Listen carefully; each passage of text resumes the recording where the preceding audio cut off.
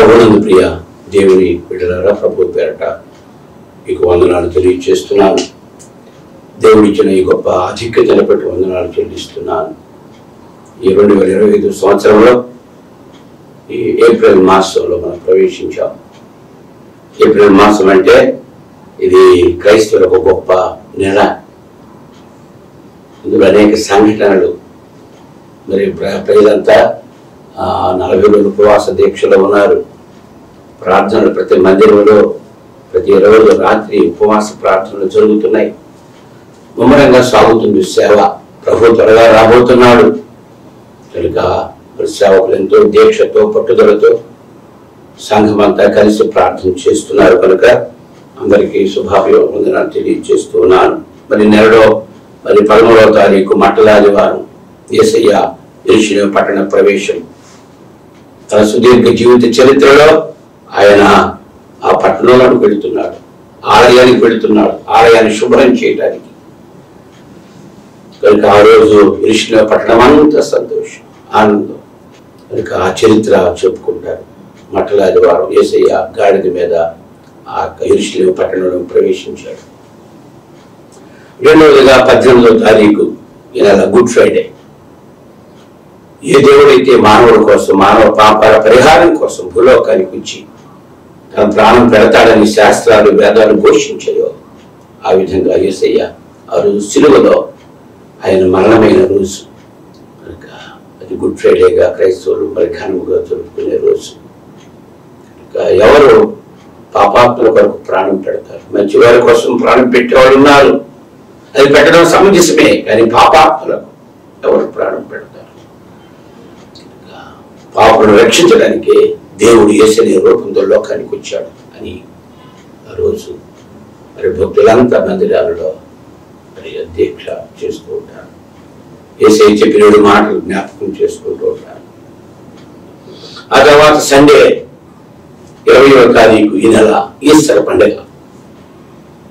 ఏ మరణమైతే మానవుని మృంగివేస్తుందో ఆ మరణాన్ని జయించిన రోజు, యేసయ్య మరణముని జయించిన రోజు, పునరుత్థానుడైన రోజు. కనుక ఈ నెలకు ఒక ప్రత్యేకమైన మరి నెలగా క్రైస్తవ లోకంలో పరిగణించబడుతూ ఉన్నది. మరి దేవుడు ఈ విధంగా మీ ముందుకు రావడానికి గొప్ప కృపించాడు. షారోను పావుల స్వరం అనే ఈ టీవీ కార్యక్రమం ద్వారా మీ ముందుకు రావడానికి మరి మా ప్రియులు సురేష్ బాబు గారు, వాళ్ళ అన్నయ్య గారు రాజా రమేష్ గారు మరింత దీక్షతో పట్టుదలతో దేవుని మాటలు వినిపించాలి. యేసయ్య చెప్పిన చివరి ఆజ్ఞ, సర్వలోకానికి వెళ్ళండి, పరలోకమందును భూమి యందు నాకు సర్వాధికారం ఇవ్వబడి ఉన్నది, మీరు వెళ్ళి సమస్త జనం నా శిష్యులుగా చేయమని చెప్పిన ఆ చివరి ఆజ్ఞ దాన్ని పాటించడం కోసం బిడ్డలు తమకున్న దారిలో దేవునికి పక్షంగా ఈ కార్యక్రమాన్ని చేయడానికి దేవుడు ఏర్పాటు చేసుకున్నాడు. అందరిని బట్టి నేను ఎంతో సంతోషిస్తూ ఉన్నాను. నిన్న వారు ఫోన్ చేశారు, సురేష్ బాబు ఫోన్ చేస్తూ అన్నాడు, అయ్యారు ఈ నెలంతా ఇవే కార్యక్రమాలు అని మీరు ఏం చెప్దాం అనుకుంటున్నారు? ఈ యొక్క మట్టలాది వారం గురించి, ఈ గుడ్ ఫ్రైడే గురించి, ఈస్టర్ గురించి చెప్పండి అని ఆయన సడన్ గా నాకు చెప్పాడు. ఒక మనసులో ఉంది కానీ నేను ఇంకేదో తయారవుతున్నాను, ఇంకేదో విషయాలు చెప్పడానికి. అది దేవుడు ఆ బిడ్డ ద్వారా ఒక ఆలోచన ఎంత గొప్ప. ఇది దేవుని సంకల్పము. ఫిబ్రవరి రాసిన పత్రిక 1వ అధ్యాయం ఏం చెప్తున్నాడు? బైబిల్ ప్రతివాడు చదవాలి. దేవుడు మానవుడికి ఇచ్చిన గ్రంథము, ఇది పవిత్రమైన గ్రంథము, యథార్థమైన గ్రంథము, పరిశుద్ధమైన గ్రంథము. 1వ అధ్యాయం 1లో పూర్వకాల ముందు నానా సమయములలో నానా విధములుగా మన ప్రవక్తల ద్వారా మన పితరులతో మాట్లాడిన దేవుడు ఈ దినమున అంతమందు తన కుమారుని ద్వారా మాట్లాడుతున్నాడని జ్ఞాపకం చేస్తాడు. పూర్వకాలమందు నానా సమయములలో నానా విధములుగా ప్రవక్తల ద్వారా మన పితరులతో మాట్లాడిన దేవుడు ఈ దినమున అంతమందు కుమారుని ద్వారా మనతో మాట్లాడెను. అలాగా సురేష్ బాబు ఆ విధంగా జ్ఞాపకం చేశాడు. అందుని బట్టి మరలా నేను రాత్రి అంతా ప్రయాసపడుతూ ఈ యొక్క మాటలు జ్ఞాపకం చేసుకుని ముందుకు రావడం జరిగింది. దేవుడు వారిని, వారి కుటుంబాలను దీవించాలని ఈ సందర్భంగా జ్ఞాపకం చేస్తూ వారిని దీవిస్తూ ఉన్నాను. ఈ సందర్భంగా ఆ బైబిల్ గ్రంథంలో లూకాసు వార్త 19వ అధ్యాయంలో కొన్ని మాటలు మనం చదువుకుందాం. లూకాసు వార్త 19వ అధ్యాయంలో 28 నుంచి చదువుదాం. యేసు ఈ మాటలు చెప్పి యెరూషలేముకు వెళ్ళవలనని ముందు సాగిపోయాను. ఆయన ఒలీవ కొండ దగ్గర ఉన్న బెత్ఫగే బేతనియ అను గ్రామములకు సమీపములకు వచ్చినప్పుడు తన శిష్యులందరిని పిలిచి మీరు ఎదుటనున్న గ్రామములకు వెళ్ళుడి, అందులో మీరు ప్రవేశించగానే కట్టబడి ఉన్న ఒక గాడిద పిల్ల మీకు కనబడును. దాని మీద ఏ మనుష్యుడు ఎన్నడూను కూర్చుండలేదు. దానిని విప్పి తోలుకురండి. ఒకవేళ ఎవరైనాను మీరెందుకు దీన్ని విప్పుతున్నారని మీరు అడిగిన కదా, ఇది ప్రభువులకు కావలసి ఉన్నదని అతనితో చెప్పుడని చెప్పి వారు పంపించడేసే తర్వాత పంపబడిన వారు వెళ్ళి ఆయన తమతో చెప్పినట్టే కనుగొని ఆ గాడిద పిల్లను విప్పుచుండగా దాని యజమానులు మీరు గాడిద పిల్లను ఎందుకు విప్పుచున్నారని వారిని అడిగి అందుకు వారు ఇది ప్రభువులకు కావలసి ఉన్నది. తరువాత వారు యేసునందుకు దానిని తోలుకుని వచ్చి ఆ గాడిద పిల్ల మీద తమ బట్టలు వేసి యేసును దాని మీద ఎక్కించి ఆయన వెళ్ళుచుండగా తమ బట్టలు దారి పొడుగున పరిచిరి. ఒలీవ కొండ నుండి దిగు చోటికి ఆయన సమీపించుతున్నప్పుడు శిష్యుల సమూహమంతా సంతోషించి ప్రభు పేరిట వచ్చు రాజు స్తుతింపబడుగాక, పరలోకమందు సమాధానము సర్వోన్నతమైన స్థలములలో మహిమయు ఉండుగాక అని తాము చూసిన అద్భుతములన్నింటినీ గురించి మహాశబ్దంతో దేవుని స్తోత్రం చేయసాగిరి. ఇది ఆ రోజు అక్కడ జరిగిన చరిత్ర. తన సుదీర్ఘ జీవిత చరిత్రలో ఇది చివరి ఆదివారం ఆయన యేసయ్య ప్రవేశిస్తున్నాడు. ఈ తర్వాత శ్రమలకు వెళ్ళిపోతాడు, శ్రమకు వెళ్ళిపోతాడు. ఇక ఇది యేసయ్య రాకముందే కొన్ని వందల సంవత్సరాల ప్రవచన మీద జకర్యా గ్రంథం 9వ అధ్యాయంలో దేవుడు తన ప్రవక్త జకర్యా ద్వారా ప్రవచిస్తున్నాడు. దేవుడు లోకానికి వస్తాడు మానవుడిగా. ఆయన ఒక గాడిద పిల్లను వాహనంగా చేసుకుని ఆలయంలో ప్రవేశిస్తాడు, దేవాలయంలో పట్టణంలోని. అక్కడ 9:9 జ్ఞాపకం చేస్తున్నాడు. చదవండి. సీయోను నివాసులారా బహుగా సంతోషించండి, యెరూషలేము నివాసులారా ఉల్లాసముగా ఉండండి. నీ రాజు నీతిపరుడును రక్షణ గలవాడును దీనుడునై గాడిద పిల్లను ఎక్కి నీ యొద్దకు వచ్చుచున్నాడు. ఓ సీయోను నివాసులారా, యెరూషలేము నివాసులారా సంతోషించండి, ఉల్లాసముగా ఉండండి. నీ రాజు, నీ ప్రభు నీతిపరుడు, రక్షణ గలవాడు. నీ రాజు, యువర్ కింగ్, అతడి సౌందర్యం కోరిన వాడు నీ రాజు, నీ ప్రభువు. ఈ సందర్భంగా తమ్ముడు ప్రవీణ్ పగడాల వారు గొప్ప భక్తులు తన జీవితాన్ని ముగించుకున్నాడు. ఆయన అంటాడు, నీ రాజు, నీ ప్రభువు, నీ కింగ్, ఇదంతా ఆయనదే. ఈ సృష్టి యావత్తు ఆయనదే. ఆయన ప్రకటించి వెళ్ళిపోయి నీ రాజు అన్న మాట ఆయన స్పష్టంగా ప్రశ్న. నీ రాజు, నీ ప్రభు, నీ కింగ్ రాబోతున్నాడు. వచ్చి వెళ్ళిపోయాడు, మళ్ళీ రాబోతున్నాడు. ఆయన వచ్చాడు, ఆయన పనిచేసుకు వెళ్ళిపోయాడు. మనం కూడా మన పని చేసుకు వెళ్ళిపోవాలా? యేసయ్య వచ్చాడు 2000 సంవత్సరాల క్రితం ఈ భూలోకానికి. ఇద్దరు శిష్యులు పిలిచాడు ఆ గ్రామంలో.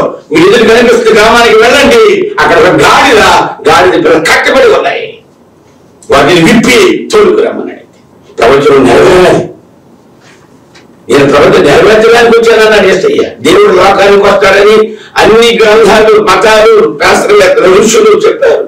దేవుడు రావాలి, జగద్గురు రావాలి, జగత్కర్త రావాలి, ఆ దేవుడు రావాలి భూలోకానికి అని చెప్పిన ఆ యొక్క సందర్భాన్ని బట్టి దేవుడే కుమారుడిగా వచ్చాడు, అదృశ్యుడు దృశ్యుడిగా వచ్చాడు, అగోచరుడు గోచరుడయ్యాడు.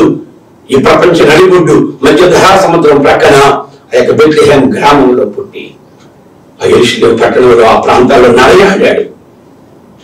ఆయన ఆ రోజు చెప్పాడు, అక్కడ కట్టబడిన గాడిదని విప్పాలి. మానవుల లోకంలో కట్టబడిపోయారు, పాపంలో కట్టబడ్డారు, చీకటిలో కట్టబడ్డారు. సాతాను కట్లు వేసేసాడు మానవుడికి, కుల కట్లు, మత కట్లు.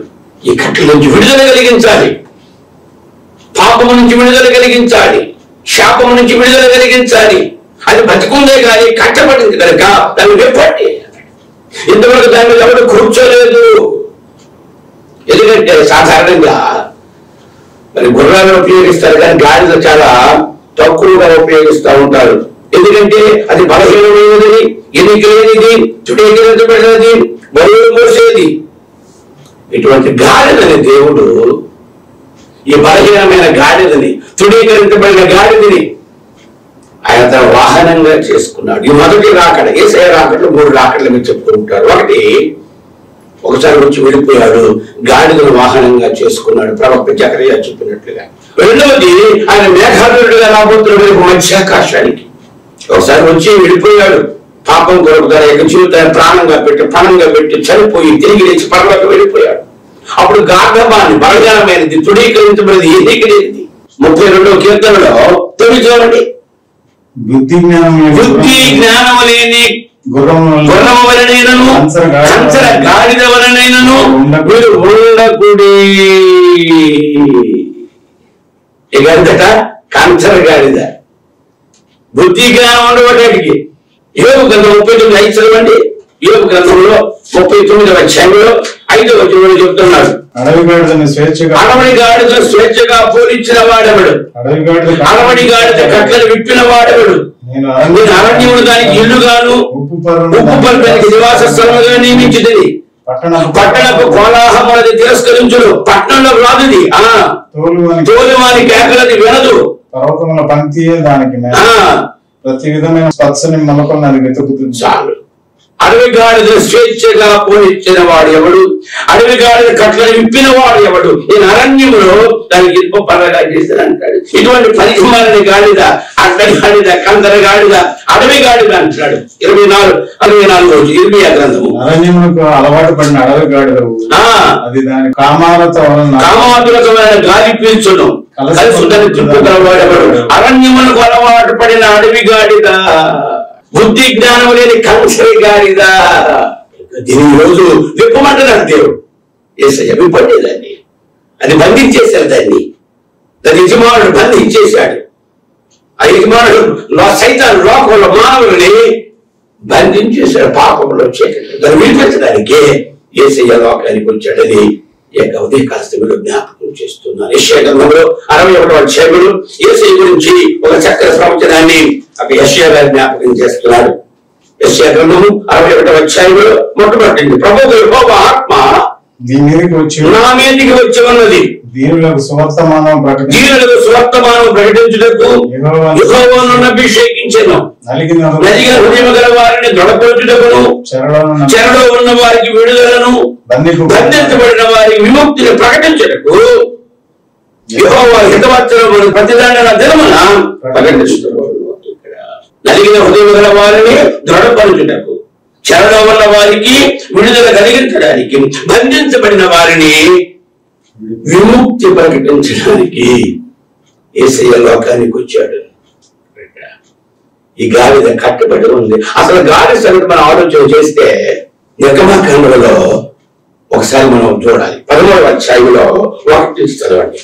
ఏంటి గాడిద సంగతి ఏంది? అసలు దేవుడు ఏం చెప్పాడు? నిర్గమకాండలో 13వ అధ్యాయంలో 1వ వచనంలో మరి యెహోవా మోషేతో ఇలా సెలవిచ్చాను, ఇశ్రాయేలు మనుషుల యొక్క వస్తువుల యొక్క ప్రథమ సంతతి అనగా ప్రతి తొలిచూలు పిల్లను నాకు ప్రతిష్ఠించు. తొలిచూలు పిల్ల మరి యెహోవా మోషేతో ఇలా సెలవిచ్చాను, ఇశ్రాయేలీయులు మనుషుల యొక్కయు పశువుల యొక్కయు ప్రథమ సంతతిని అనగా ప్రతి తొలిచూలు పిల్ల నాకు ప్రతిష్ఠించాలి. అది నాది. తొలిచూలు మొట్టమొదటి పుట్టింది. నేను పెద్దవాడిని, మొట్టమొదటి పుట్టా. నన్ను సాగు చేయాలి బాబు అన్నాడు. నేను గాడిదలు కదా, అప్పుడు గాడిద ఏమన్నాడు? కీర్తన దావీదు ఏమన్నాడు? బుద్ధి జ్ఞానం లేని కంచర గాడిదలు అన్నాడు. అలా ఉండకూడదురా బాబు అన్నాడు. బుద్ధి జ్ఞానం ఉండదట. ఎందుకు చెప్పండి? కంచర గాడిద బైబిల్ ఎక్కడో చెప్పగలరా? కంచర గాడిద ప్రస్తావన ఎక్కడుందండి? దావీదుకు అబ్షాలోము కంచరగాడి మీద పోతున్నాడట. తన యజమాని కంచరగాడి పోతున్నాడు, తీసుకుపోతున్న యుద్ధంలో ఉన్నాడు, పారిపోతున్నాడు. ఈ లోపల అతని జుట్టు అహేరు, అతను పెద్ద అందగాడు, నిలబెట్టి జుట్టు అయింది. అది ఆ యొక్క కొమ్మలో చిక్కుకుపోయింది, ఆ గాలికి ఈగిపోయి వెంటనే గాలితో ఉండగా అది పారిపోయేసి పారిపోయింది.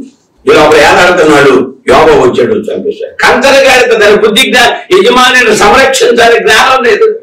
ఇంకొక గాడిద ఉంది, బిలాము గాడిద. ఆ ప్రవక్త గుడ్డివాడైపోయి ఆ దేవుని ప్రజలను అన్ని శపించడానికి వెళ్తున్నప్పుడు ఆ గాడిద దేవుని దూత చూస్తుంది. దేవుని దూత గాడిదకి దేవుని దూత కనిపించిందంటే ప్రవక్తకి కనిపించలే. అది బుద్ధికి వెళ్ళడం లేదు, దూత నరికి చంపేస్తాడు. అది ప్రవక్త కనిపించగా గుడ్డోడైపోయి డబ్బులు గుడ్డోడైపోయి డబ్బులు పడిపోయి వ్యామోహంలో పడిపోయి ఆ కొడత మీద గాడిదకు దేవుడు స్వామించాడు. బుద్ధి లేనోడా ప్రవక్త, ముందు దూతున్నాడు, చంపేస్తాడు. ఎన్నాళ్ళు నీకు సేవ చేసిన ఎప్పుడైనా ఈ విధంగా వ్యతిరేకించారు నేను? దేవుడు ఆ గాడిదను నోడించి మాట్లాడాడని పేతురు రాసిన పత్రిక 2వ అధ్యాయంలో చూడండి. 2వ పేతురు రాసిన పత్రిక 2వ అధ్యాయంలో 15-16 ప్రవక్త అయితే కళ్ళు మూసుకుపోయి ఉన్నాడు. ఎందుకంటే ఈ యుగ సంబంధమైన దేవత వారి మనోనేత్రములకు గుడ్డితనము కలుగు చేసింది. ప్రవక్త దేవుని ప్రజలను శపించడానికి వెళుతున్న పరిస్థితుల్లో, తప్పుదారులు వెళుతున్న పరిస్థితుల్లో, దేవుని వ్యతిరేకించి వెళుతున్న పరిస్థితుల్లో 2వ అధ్యాయంలో 15-16 తిన్నని మార్గం విడిచి బెయోరు కుమారుడైన బిలాము పోయిన మార్గమును బట్టి త్రోవ తప్పిపోయి ఆ బిలాము దుర్నీతి వలన నీతి వలన కాదు, దుర్నీతి వలన కలుగు బహుమానమును ప్రేమించాడు. అయితే తాను చేసిన అతిక్రమం నిమిత్తం అతడు గద్దించబడిను. ఎట్లనగా మానవ స్వరముతో మాట్లాడి ఆ ప్రవక్త యొక్క వెర్రితనమును అడ్డగించాడు. ఇటువంటి పరిహికమైన గాడిద, బుద్ధి జ్ఞానమైన గాడిదకి అక్కడ దేవుడు ఎంతో వాడుకున్నాడండి. దేవుడు ఎవరైనా వాడుకుంటాడు. నువ్వు ఎలా ఉన్నావో చూసుకో. నువ్వు నీతిగా ఉన్నావా, దుర్నీతి కోసం పోతున్నావా? నువ్వు వెర్రివాడుగా ఉన్నావా? ఈ గాడిద చేత మాట్లాడిస్తాడని ఇక్కడ జ్ఞాపకం చేస్తున్నాడు. నా ప్రియ సహోదరులారా, ఇక్కడ గాడిద బ్రతుకుంది కానీ కట్టబడిన గాడి విడిపించబడ్డాడు. 13వ అధ్యాయం నిర్మకాండంలో 13వ అధ్యాయంలో చదువుకున్నాము. ప్రతి తొలిచూలు పిల్ల దేవునికి ఇవ్వాలి. అలాగా నేను దేవునికి దూరం అయిపోతే, ఉద్యోగానికి పోతే మన దేవుడు ఉద్యోగాన్ని తీసేసి విరమించి తను బయటకు వచ్చారు, మాకు లాభం లేదు నాయన అని చెప్తే మన దేవుడి సేవల ముందుకు సాగే గొప్ప కృప నాకు ఇచ్చాడు. నేను దూరం అయిపోయిన పరిస్థితుల్లో దేవుడు నన్ను మనం తీసుకొచ్చి ఆ మనసు ఇచ్చి, ఆలోచన ఇచ్చి, తలంపించి. అయితే ఒక గొప్ప విషయం ఏంటంటే, మా నాన్నగారి తల్లిదండ్రులు దైవ భక్తులు కనుక దేవుడు ఎలాగో పట్టుకుని లాక్కొచ్చాడు. అందుకు నేను ఎంతో సంతోషిస్తున్నాను, ఎంతో కృతజ్ఞతలు చెల్లిస్తున్నాను నా దేవునికి. అతను నేను ఏమైపోయేవాడినో 13వ అధ్యాయంలో ప్రతి తొలిచూలు పిల్ల నాది, అది నాది. అదేది మనుషులలో గాని పశువులలో గాని ప్రతి తొలిచూలు నాది అన్నాడు. నిర్గమాకాండం 13:12 ప్రతి తొలిచూలు పిల్లను నీకు కలుగు పశువుల సంతతిలో ప్రతి తొలి పిల్లను యెహోవాకు ప్రతిష్ఠించవలెను. వానిలో మగ సంతానము యెహోవాదగును. ప్రతి గాడిద తొలి పిల్లని వెలయించి విడిపించి దానికి మారుగా గొర్రె పిల్లను ప్రతిష్ఠించవలెను. అప్పుడు దాన్ని విడిపించని ఎడల మెడను విరగదీయవలెను. ఇది గాడిద పరిస్థితి. అయ్యా, గాడిద పిల్ల గొర్రె పిల్ల పుట్టిందంటే దేవుడికి ఈరా బాబు. అయ్యా, దానికి ఒక కొడుకు పుట్టాడు, దేవుడి పనికి అప్పగించరా బాబు. అయ్యా, మా దాని సొరకాయ మండి గారు అయ్యగారు పట్టుబడ్డప్పుడు సొరకాయ దేవుడికి, కోడి పిల్ల దేవుడికి. ప్రతి తొలిచూలు పిల్ల దేవుడికి ఇవ్వాలి. నువ్వు ఉద్యోగంలో జాయిన్ అయితే ప్రతి ఆదాయము తొలిచు మందులో వచ్చిన చేతు దేవుడికి ఇచ్చేయి, దేవుడి పనికి ఇచ్చేయి. దేవుడిని జీవితం తీపిస్తాడయ్యా. దేవుడు చెప్పిన మాట ఇది, మనిషి చెప్పిన మాట కాదు. నువ్వు ఉద్యోగంలో జాయిన్ అయ్యో, ఈ జ్ఞానం ఇచ్చాడు, తెలివి ఇచ్చాడు, మంచి ఉద్యోగం ఇచ్చాడు. ఆ తొలి పంట, ఆ తొలి యొక్క ఆదాయము, ఆ సంపాదన, ఆ ఖర్చు, ఆ శ్రమ నువ్వు దేవుని ముందు పెట్టాలని ఇక్కడ చెప్పాడు. అయితే మరి గాడిద పిల్ల ఉందంటే, గాడిద పుట్టినాకంటే గాడిదని దేవుడికి ఇవ్వడానికి కుదరదు. దాన్ని ఏం చేయాలి మరి? ఇలాగా గాడిద ప్రతి గాడిద తొలి పిల్ల వెలయించి విడిపించి దానికి మారుగా గొర్రె పిల్లను ప్రతిష్ఠించాలి. ఒకవేళ ఏమి చేయలేదా అంటే అప్పుడు దాన్ని విడిపించని ఎడలా దాని మెడను వెనక తీయాలి. ఇది గాడిద పరిస్థితి. గాడిద అంటే మనమేనంటే పనికిరాని గాడిదలు, మాట విని గాడిదలు, గుడికురాని గాడిదలు, బైబిల్ చదివిన గాడిదలు, బైబిల్ వాక్యాలు రాని గాడిదలు మనమే. ఒక ఆయన దైవ సేవకుడు మనం వచ్చాడు, ఆయన గాడిద పరిచర్య అన్నాడు. గాడిద పరిచర్య మన గాడిదలరా? ఏమండి పనికిరాని గాడిద కదా, ఎందుకు దీని ఇంత విలువ? ఎందుకంటే గాడిద బలహీనమైనది, ఎన్నికలేనబడినది, తృణీకరించబడినది, బరువును మోసేది, ఎన్నడూ ఎవరు కూర్చోరు. దానికి ఈరోజు ఊరేగిస్తున్నారండి. కింద బట్టలు వేస్తున్నారు, పైన బట్టలు వేశారు, ప్రజలందరూ వచ్చేశారు, గుంపు గోడారు, ఎలిసిన పట్టణానికి ప్రవేశిస్తున్నారు, యేసుని ఊరేగిస్తున్నారు. దావీదు కుమారునికి జయము. అది చివరి ఆధారం. ఈ తర్వాత ఆయన శిలువలో పడిపోతాడు. ఇక మీకు అల్పమైన గాడిదకు ఎందుకు ఇంత ఘనత అంటే, గాడిదే గాని దాని మీద కూర్చున్నవాడు ఘనుడైన యేసుక్రీస్తు. అందుకే ఆ గాడిదకి ఇంత ఘనత. ఇప్పుడు సభలో పెడతారు, సేవకులు వస్తారు, పలానా సేవకుడు హైదరాబాద్ నుంచి వచ్చాడు, ఆ చప్పట్ల కొట్టండి అంటారు. ఎందుకు చప్పట్ల? అయ్యగారు మీకు కాదు, అయ్యగారు చప్పట్లు మీ లోపల ఉన్న యేసయ్యకి చప్పట్లు. అంటే మీ లోపల ఏముంది? యేసయ్య వాక్యం నీలో ఉంది, యేసయ్య మాటలు నీలో ఉన్నాయి కనుక నీకు ఘనత. నువ్వు ఆయనతో ఉంటే నీకు ఘనత, ఆయన లేకుండా నీకు ఘనహీనతే, కానీ నీ ఘనత కలగదయ్యా. అది సేవకులైన వారు గుర్తుపెట్టుకోవాలి. యేసయ్య నీలో ఉన్నప్పుడు, యేసయ్య జీవితం నీలో కనబడినప్పుడు, యేసయ్య మాటలు నీలో ఉన్నప్పుడే నీకు ఘనత గౌరవం. లేకపోతే నువ్వెవరో నేనెవరో. యేసయ్య ఈ రోజు అక్కడ ఆలయ ప్రవేశం చేశాడు. కేకలు వేస్తున్నారు, ప్రజలు వెనకొస్తున్నారు, ఊరేగిస్తున్నారు, రాజును ఊరేగిస్తున్నారు. నీ రాజు, నీ ప్రభువు, నీ కింగ్ వస్తున్నాడు. ఒక విచిత్రం ఏంటంటే, యేసయ్య శిలువకు అప్పగించబడినప్పుడు శిలువ మీద యూదులకు రాజు అని రాశారు. యూదులకు రాజు అని పిలాతు గారు రాయించాడు, యూదులకు రాజు అని. ఎవరు చదివారు? యూదులకు రాజు అని రాశారు. వెంటనే యాజకుడు చెప్పాడు. యాజకుడు ఏంటంటే ప్రధాన యాజకుడు, యూదులకు రాసిన రాజుని రాసేమైంది? యూదులకు రాజుని అక్కడ చెప్పుకున్నాడని రాయాలి కదా. యూదులకు రాజుని అక్కడ చెప్పుకున్నాడు అని రాయాలి, కానీ నువ్వేది యూదులకు రాజుని రాసేసేమిటి అన్నాడు పిలాతుని. పోటీ అప్పుడు తీసేయమన్నాడు. పిలాతు అన్నాడు, నేనేది రాశాను అదే రాశా, ఇది నాకు సంబంధం లేదు అన్నాడు. యూదులకు రాజు అతను నీ రాజు, నీ దేవుడు, నీ యజమాని. ఒకసారి వెళ్ళిపోయాడు పరలోకానికి. ఆయన మరలా రాబోతున్న ప్రపంచాన్ని పరిపాలించడానికి రాజుగా, రాజులకు రాజుగా, ప్రభువులకు ప్రభువుగా, దేవుళ్ళకు దేవుడుగా ఈ ప్రపంచాన్ని పరిపాలించడానికి రాబోతున్నాడు. ఆయన రాజ్యంలో ఆహ్వానిస్తున్నాడు. నువ్వు కట్టబడ్డావు, లోకంలో పాపంలో చీకటిలో కట్టబడ్డావు. విడిపించేవాడు, విడిపించడానికి వచ్చాడు. నేను పౌలు గారు అంటాడు, అయ్యో ఇట్టి మరణమునకు లోనకు శరీరాన్ని ఎవరు విడిపిస్తాడు? అడవగాలని ఎవరు విడిపిస్తాడు? ఎవరు విడిపించగలడు? స్వేచ్ఛగా పోనిపగలడు? కూర్చాడు యేసయ్య రాజుగా. విడిపించడానికి, పాపం నుంచి, శాపం నుంచి, మరణమనే నరకం నుంచి తప్పించి విడిపించడానికి ఆయన ఈరోజు ఆ పనికిలేని గాడిద మీద, ఎనికిలేని గాడిద మీద, ఆ మొట్టమొదటి రాకడలో 2000 సంవత్సరాల క్రితము ఆయన ఊరేగుతున్నాడు. గాడిదలో 2 రకాల గాడిదలు, వైట్ డాంకీస్, బ్లాక్ డాంకీస్ ఉంటాయి. తెల్ల గాడిదలు అంటే ఊరేగించే గాడిదలు, నల్ల గాడిదలు అంటే ఉరివేసే గాడిద. బిలాము గాడిద, అప్షాలోము ఒక గాడిద. నువ్వే గాడిదగా ఉన్నావు? నువ్వు ఊరేగించే గాడిదగా ఉన్నావా? ఉరివేసే గాడిదగా ఉన్నావా? యేసయ్యతో ఉన్నాడు యూదా ఇస్కరియోతు.